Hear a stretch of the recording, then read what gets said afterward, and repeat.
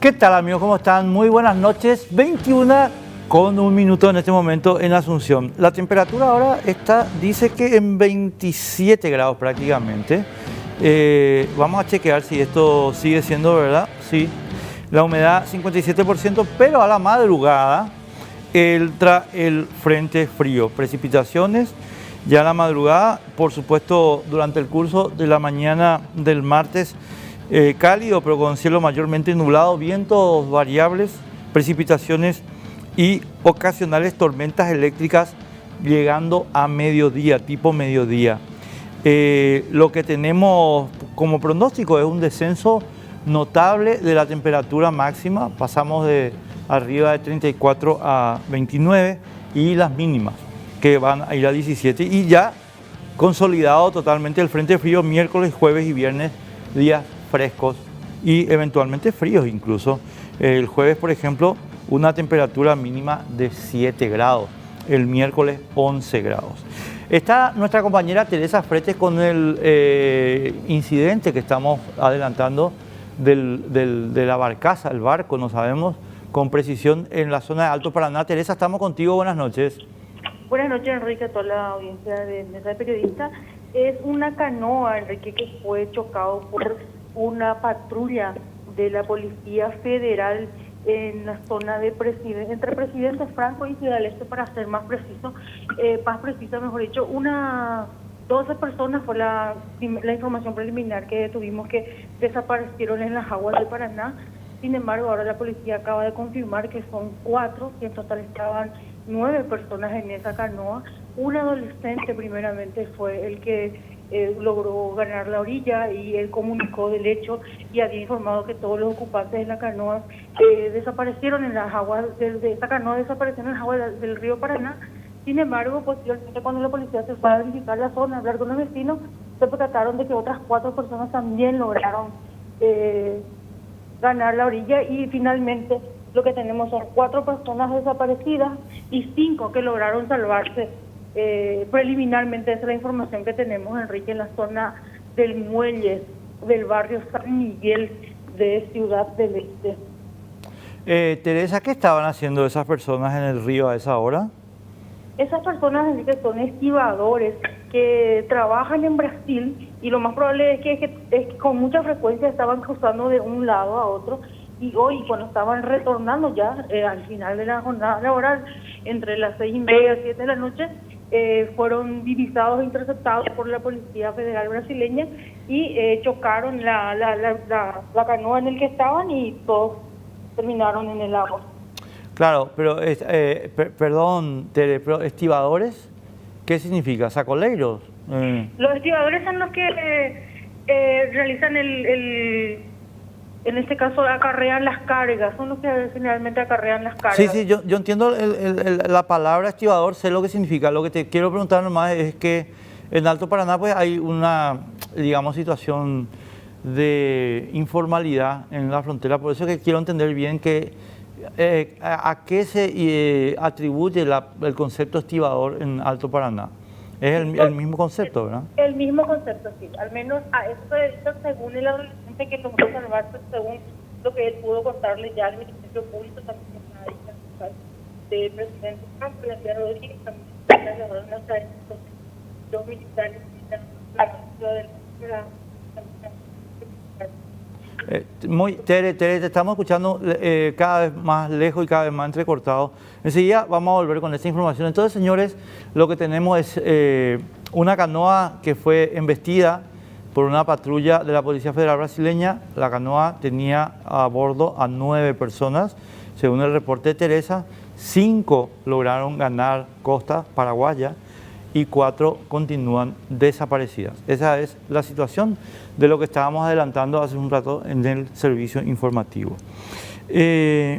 Quiero compartir con ustedes, estimados amigos, algunos mensajes que son muy interesantes, ¿verdad?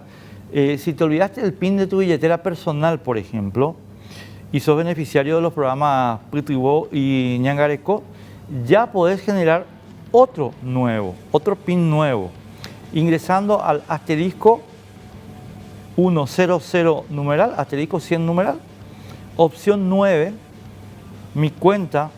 Opción 4, reseteo de PIN y seguir los pasos. Y te quedas conectado con personal, sin problema. Y acuérdate que Banco Atlas también te permite trabajar desde tu casa con el Home Banking, que puedes bajarlo a tu computadora, a tu notebook, o el Atlas Móvil a tu teléfono. Tenés el mismo tipo de operaciones y realmente te olvidas del tema de tener que irte presencialmente al banco, porque todo puedes hacer desde las aplicaciones. Así que si querés, esto está a tu disposición. 021-217-5000 si querés llamar al call center a preguntar cualquier dudita que tengas, o si no, WhatsApp al 0973-217-500. Está en línea la fiscal general adjunta Lourdes Samaniego. Hola Lourdes, gracias por atendernos, buenas noches. Muchas gracias, Enrique, con mucho gusto. Gracias. Mira, Lourdes, yo te critiqué hoy de todos los colores y de todos los tamaños, así que entendería perfectamente que estés enojada conmigo, pero realmente necesito, creo que el país necesita entender un poquito qué pasó en este casamiento de Escúlies Martínez, qué es lo que ocurrió para que ellos sean procesados recién hoy. Bueno, te voy a explicar, Enrique, muy detalladamente el escenario que nos cupo a nosotros, en ese caso, Escúlies, la boda por la cual me estás preguntando. Sí. Bueno, ocurrió un día sábado y nosotros tuvimos noticia de ella recién en horas de la tarde-noche, 7:30, 8 de la noche, en que recibo yo una llamada de una agente fiscal avisándome de que en las redes se estaban elevando fotografías de una boda que aparentemente se había realizado dentro del área de mi competencia. Cuando me dicen que es en el barrio Carmelitas, yo le llamo a López Laterza, que estaba de turno, y le digo a López Laterza, porque él no tenía conocimiento de nada, le digo que esto me están informando, verifica si es o no real. Entonces él le comisiona al jefe de comisaría de la 10ª, quien se constituye en el lugar en el que supuestamente se celebró la boda. El comisario toma fotos del lugar, absolutamente todo oscuro, ni un solo vehículo enfrente, y le informa al fiscal de que no había absolutamente nadie. Entonces este es un escenario, Enrique, que no hay que perder de vista. Nosotros no estuvimos nunca delante de un hecho flagrante, sino que merecía ser investigado para nosotros reconstruir la hipótesis que teníamos conocimiento, pero no teníamos comprobado. Eso en primer término. Tanto es así que el día domingo la Terza trabaja en la investigación, recolecta los elementos que hacen al caso, y yo emito un instructivo que quiero enfatizar, no se trata de un instructivo particular para este caso excepcionalmente, no es así. Yo soy una fiscal adjunta que acostumbro a trabajar con instructivos porque a mí me facilitan la labor y a mis fiscales les unifica los criterios. Entonces soy la primera en enfatizar de que vayan armando un protocolo de procedimiento con los instructivos a los efectos de evitar cualquier divagación o interpretación desatinada de las normas legales. Porque en materia penal la interpretación es restrictiva y nunca analógica. Bueno, siguiendo esa orientación es que yo le digo a la Terza de que recabe toda la información posible. En primer término, del registro del estado civil de las personas, a los efectos de determinar si había alguna prohibición para la celebración de un matrimonio civil. También determinar, porque otra información que se difundieron en las redes es que los contrayentes supuestamente consultaron con un juez y este les habilitó a que sí se podían casar. Aparte, la boda esta, Escúlies, no fue la única que se realizó dentro de nuestra competencia territorial ese día. Hubo otra boda de una Dumont Martínez. Fustaño Dumont. Y según la información que después colectamos, ese solo día hubo 14 celebraciones de matrimonio civil.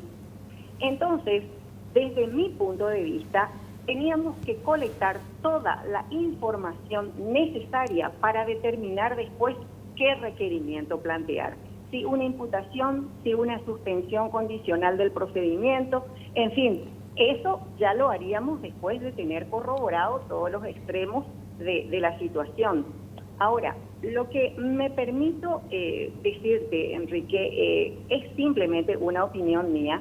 Yo creo que hoy las cosas saltaron así como una gran noticia por el hecho de que ayer también hubo la celebración de una boda en la ciudad de Luque, donde entiendo que el fiscal se constituyó, procedió a la detención, etcétera, etcétera.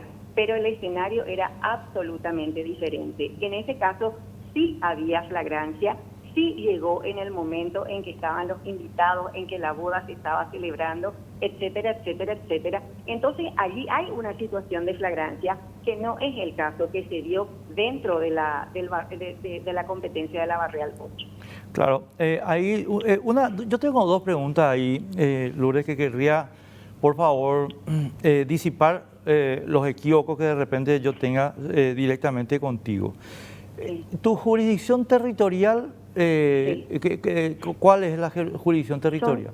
Son las barriales, son los barrios de Asunción. Asunción. Todos los barrios de Asunción, con excepción del centro, donde está instalada la sede 1 sobre Nuestra Señora de la Asunción y Eduardo Víctor Aedo, donde las unidades fiscales no tienen fiscal adjunto y dependen de la coordinación de Jorge Lebedich, que es un fiscal de primera instancia, por así decirlo, pero que directamente recibe las instrucciones de la Fiscal General del Estado por no contar con un fiscal adjunto. No, yo quería hacer esa delimitación, Lourdes, para entender, bueno, Luque es otra jurisdicción que no es tu jurisdicción. Correcto. Es el área 3.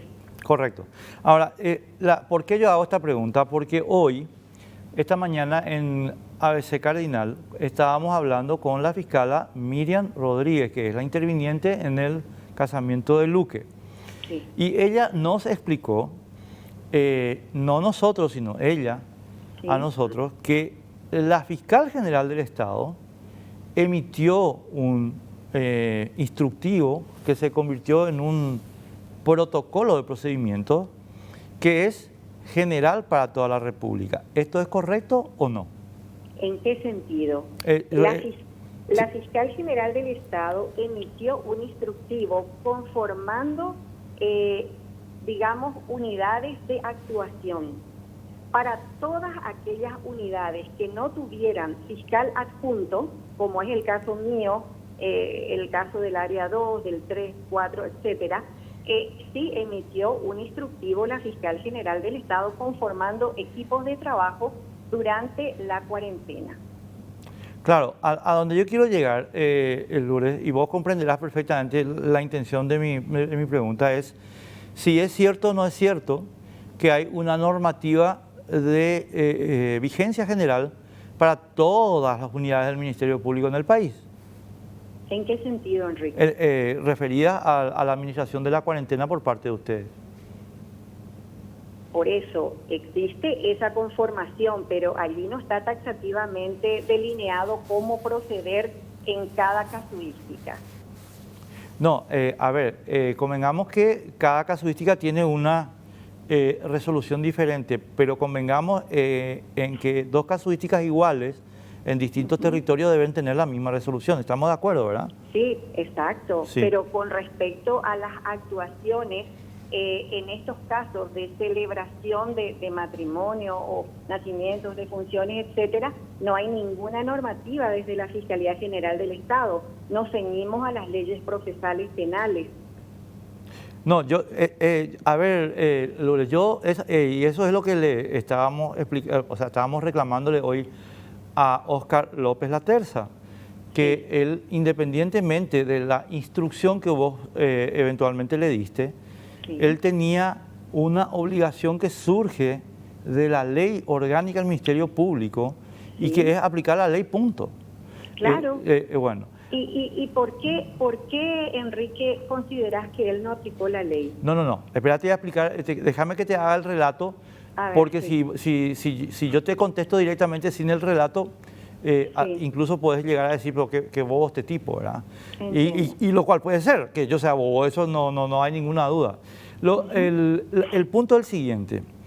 El fiscal López nos dijo que, tomado conocimiento de los hechos, recibió un instructivo tuyo, particular, referido a la boda, al casamiento de Esculies con Martínez. Entonces, ahí es donde nosotros le dijimos, pero estimado, vos no necesitas un instructivo de la fiscala para aplicar la ley. Le leímos incluso el artículo 77, mi compañero Beto Coronel leyó el artículo 77 de la orgánica del Ministerio Público, que señala que el fiscal no necesita ninguna instrucción para aplicar la ley. Totalmente de acuerdo. Bueno, Así mismo es. Correcto. Y entonces, a raíz de esa disposición, de ese relato que nos hizo Oscar, y que yo le agradecí muchísimo y le sigo agradeciendo, es que yo personalmente digo, espera un momento, ¿por qué la fiscal general adjunta interviene en forma directa para un casamiento particular, cuando que hay una normativa general emitida por la fiscal general del Estado?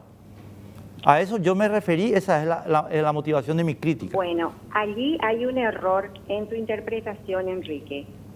Hay una resolución de la Fiscalía General del Estado conformando los diferentes grupos de trabajo durante el estado de emergencia sanitaria, pero no hay ninguna instrucción de la Fiscal General del Estado de actuación en tal o cual sentido para un caso como este. Entonces, nosotros, ¿qué tenemos que hacer? Nosotros tenemos que aplicar la ley procesal penal. Y con relación al instructivo, yo quiero explicarte de que incluso 2 días antes de emitir ese instructivo, yo emití otro instructivo justamente enfatizando a los agentes fiscales del área 2, que es mi área, lo aseverado por la ministra Carolina Llanes de la Corte Suprema, quien decía de que en estos casos de violación de la cuarentena, realmente seamos muy concienzudos en el sentido de aplicar salidas alternativas de solución de conflictos y no imputar por imputar. Tanto es así que no en este caso, Enrique, sino desde el comienzo de la pandemia, yo he reiterado a los agentes fiscales que sean de mi área, que sean lo suficientemente prudentes de no imputar por imputar. ¿Por qué? Porque tuvimos casos muy lamentables, como yo le señalaba hoy justamente a un colega tuyo, de una persona que salía para ir a cobrar su liquidación en la fábrica Martel y lo detuvieron en una barrera, lo retuvieron en un calabozo de la comisaría durante 6 horas, o sea, que además de ser despedido de su trabajo, el pobre hombre paró detenido. Entonces, en ese caso concreto, yo les dije a los fiscales, seamos muy prudentes, no podemos, además de la presión que un ciudadano ya está sufriendo con un despido, otra vez detenerle. Si ustedes saben que no van a pedir la detención preventiva, entonces, por favor, no le demoren, tomen todos sus datos, identifíquenles correctamente y notifíquenles de que van a ser llamados a prestar declaración indagatoria días adelante para individualizar el caso y tomar la medida correspondiente. Pero siempre enfaticé no imputar por imputar, Enrique. A ver, Lourdes, sinceramente, sí. Sí, perdóname, una cosita nomás yo quiero dejar aclarada. Yo quiero que sepas, y la gente que me escucha sabe, yo soy garantista radical desde el día 0, pero mal radical soy. O sea que estoy totalmente de acuerdo con lo que vos decís. Lo que no estoy de acuerdo, mi querida Lourdes, y nunca voy a estar de acuerdo, es que haya una ley para unos y otra ley para otros. Yo lo que estoy cuestionando en todo este asunto No es la actuación particular tuya o de Miriam o de Oscar, no, no, no. Yo estoy cuestionando en este tema, y vos sabés la crítica que le estoy haciendo a la fiscal general, es simplemente que lastimosamente acá no hay una unidad de criterio en el Ministerio Público. Y entonces estoy muy de acuerdo contigo en ese sentido. Enrique, yo estoy muy de acuerdo contigo porque es así como vos decís, no hay unidad de criterios de actuación, lo cual es lamentable. Y cada adjunto dentro de su área procura hacerlo, yo creo, ¿verdad? Creo ser una de las pocas adjuntas que emite instructivos por escrito justamente para unificar criterios. Y en este caso no es que se aplicó una ley para uno y una ley para el otro, no. Aquí se aplicó el proceso penal para ambos. En un caso hubo flagrancia e intervino, se constituyó la fiscal, y en el otro caso no hubo flagrancia. Por eso es que no se constituyó el fiscal, por eso no se procedió a la detención inmediata, etcétera, etcétera. Exacto, o sea, pero el escenario es diferente. yo te entiendo, a ver, Lourdes, a ver, eso está entendido. El diferencial está en el siguiente elemento, muy puntual. Y vos acabas de dar una, digamos, exposición que yo en un tiempo normal firmo contigo. No hay que privar de libertad a las personas. Es un caso extremo en el que hay que privar de libertad a las personas. Así es. Yo estoy, o sea, vuelvo a decirte, en una situación normal yo firmo eso contigo. Sí, Lo que pasa es que aquí vos aplicas ese criterio, pero en Luque se aplica otro. Entonces, estamos en un problema. Te termino la idea nomás, Lourdes, no te vayas a preocupar. Entonces estamos en un problema que es, como decía el ex senador Campos Cervera, írrito. Causa crispación, causa molestia, causa disgusto, causa rechazo. No puede ser, porque si vamos a ser garantistas con Esculier, tenemos que ser garantistas con la pareja que se casó en Luque. Así de simple. Si vos me preguntas a mí, mi opinión, Enrique, yo te diría que con la pareja que se casó en Luque, yo actuaría de la misma manera.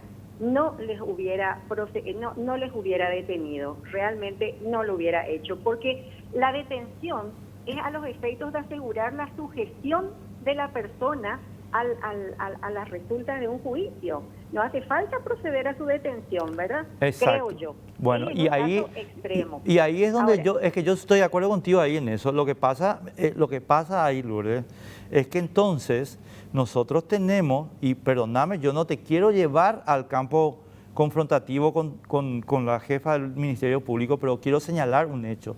Entonces tenemos una notoria incapacidad para generar una unidad de criterio en el Ministerio Público en la República del Paraguay.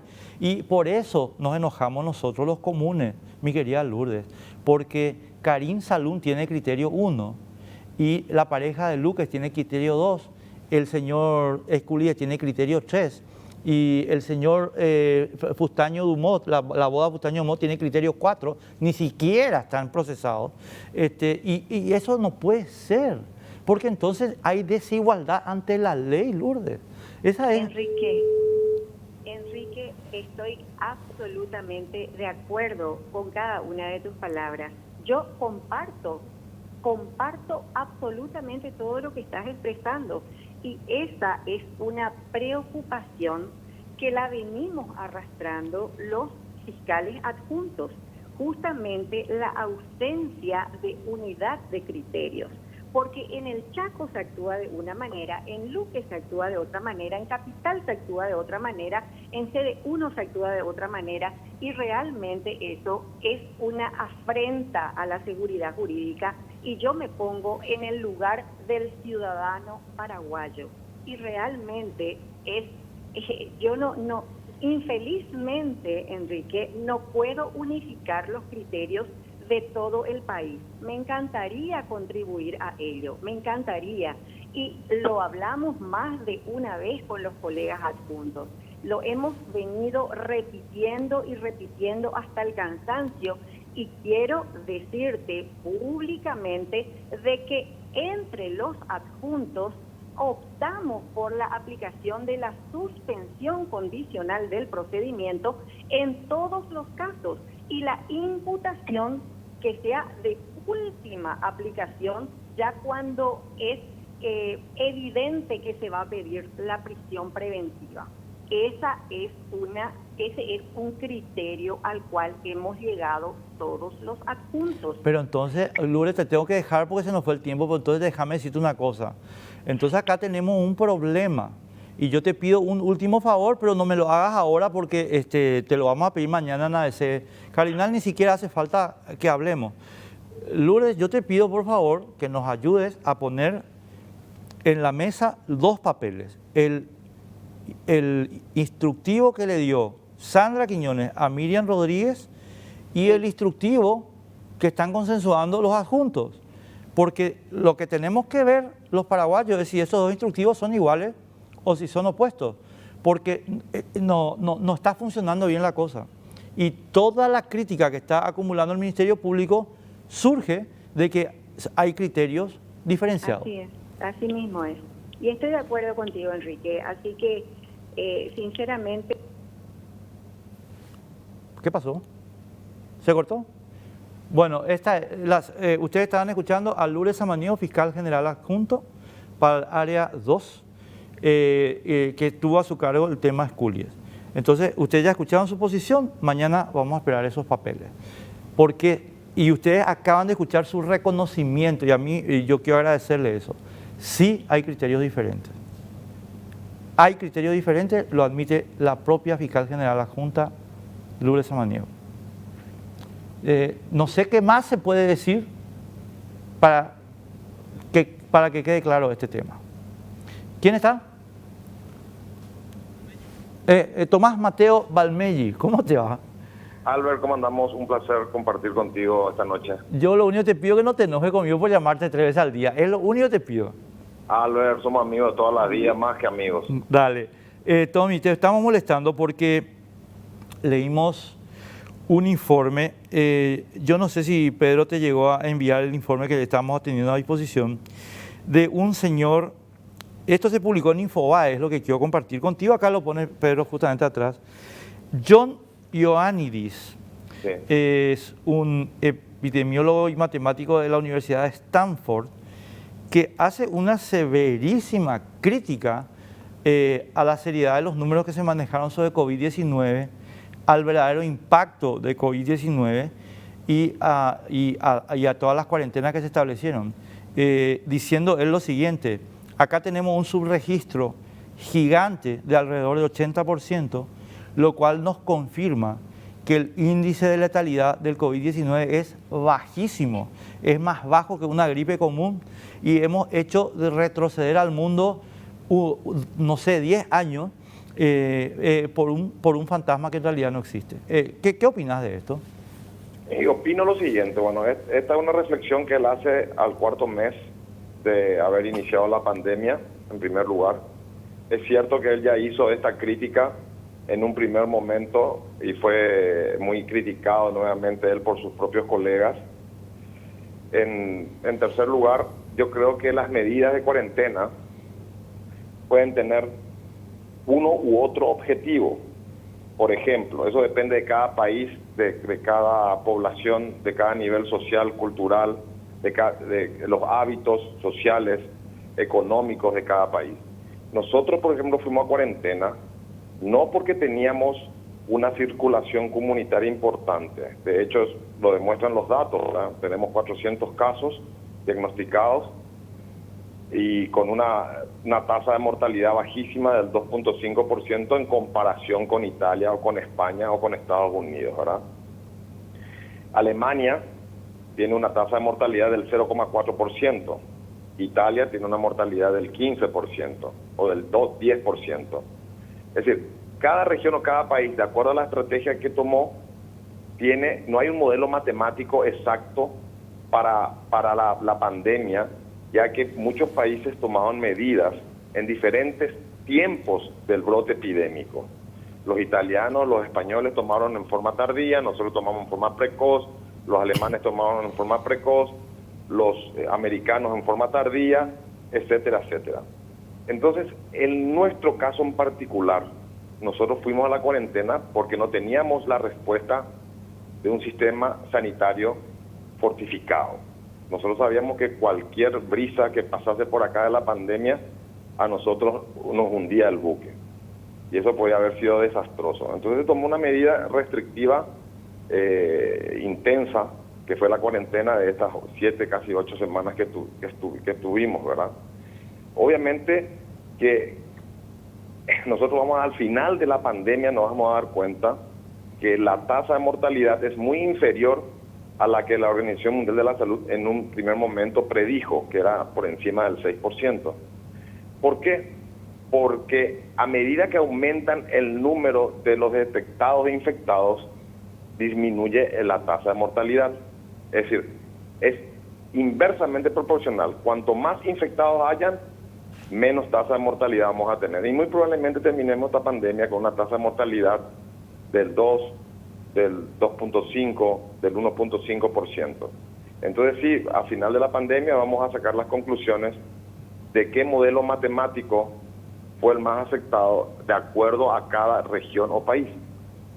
Claro, Tommy, pero acá hay, si me permitís, quiero compartir, yo sé que vos estás en conocimiento de esto, pero para que la gente que nos está viendo vea, yo reitero, nuestra fuente es Infobae, ¿verdad? Sí. Entonces, quiero leer un párrafo de este señor Ioánnides, que dice lo siguiente.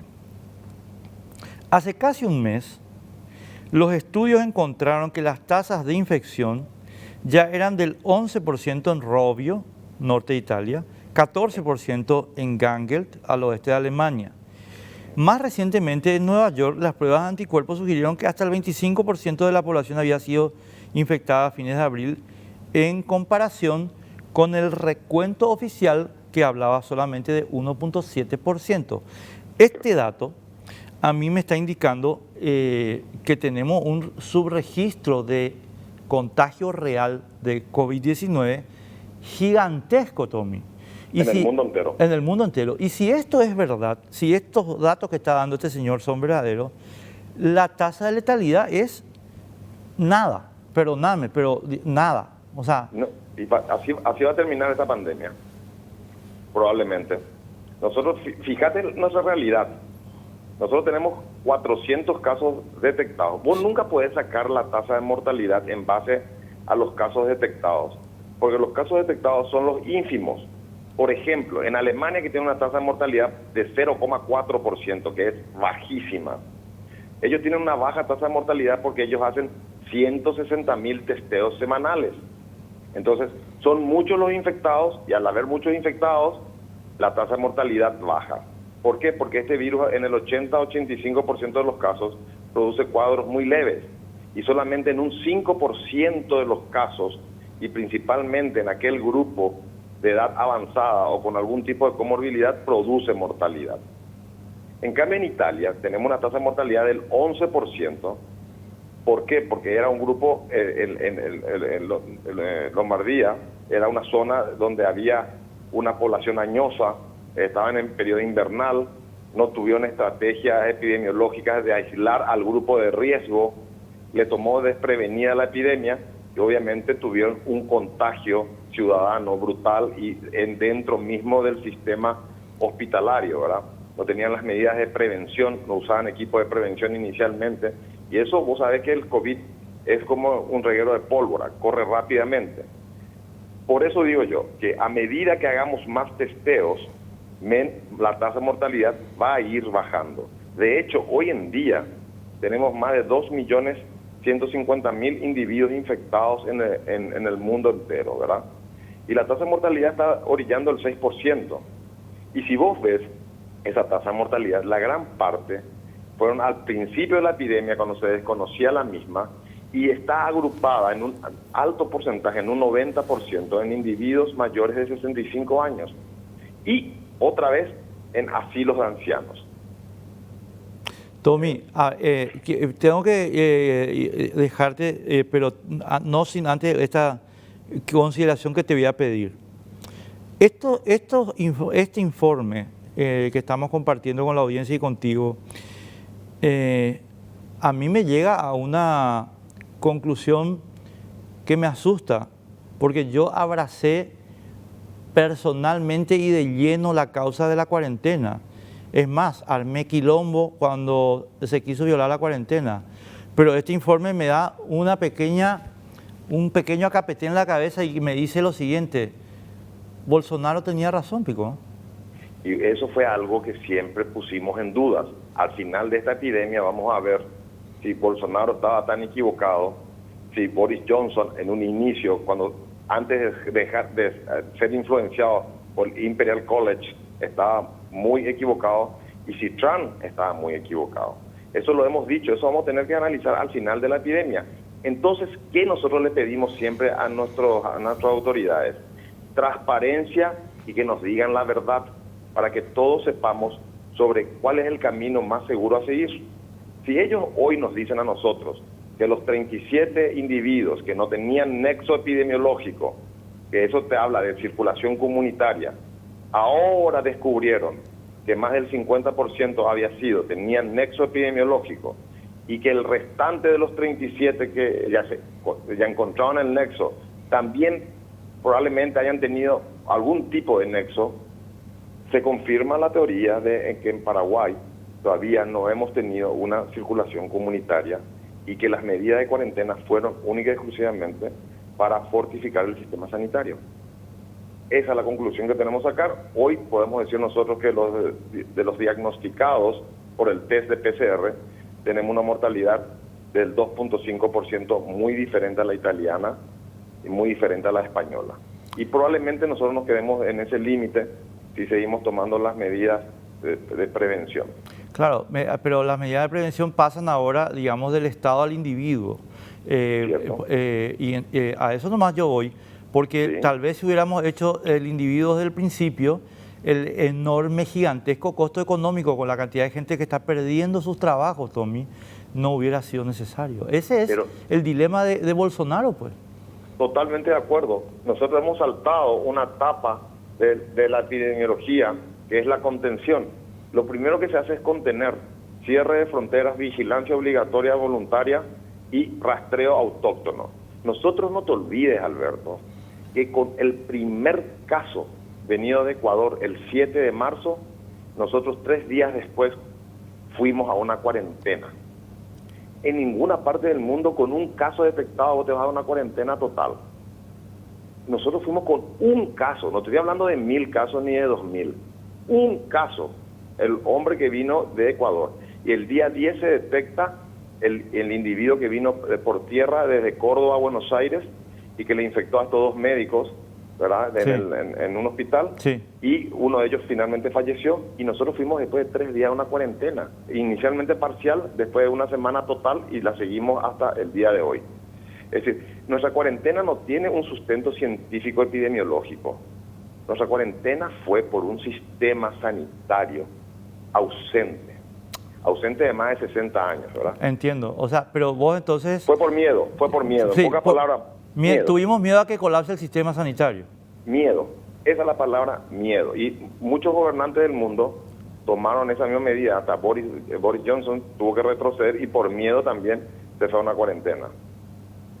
Y la catástrofe económica es gigantesca. Y el problema económico que está habiendo ahora con el posicionamiento de China, con la moneda china y el descenso del dólar, hay muchas cuestiones, hay políticas que se escapan a nuestra realidad. Sí, señor. Tommy, gracias por estos datos, gracias por tu tiempo sobre todo y por tu paciencia. Albert, un abrazo. Un abrazo, Tomás Mateo Valmelli. Este informe ustedes lo pueden leer en Infobae. Aquí están los datos, estimados amigos, que son relevantes. Hace casi un mes los estudios encontraron que las tasas de infección ya eran del 11% en Robbio, en el norte de Italia, 14% en Gelget, en el oeste de Alemania, y más recientemente en Nueva York las pruebas de anticuerpos sugirieron que hasta el 25% de la población había sido infectada. Esos son los datos estadísticos, pero ¿cuánto era el reporte oficial de cuando había 25% de la población infectada? 1.7%.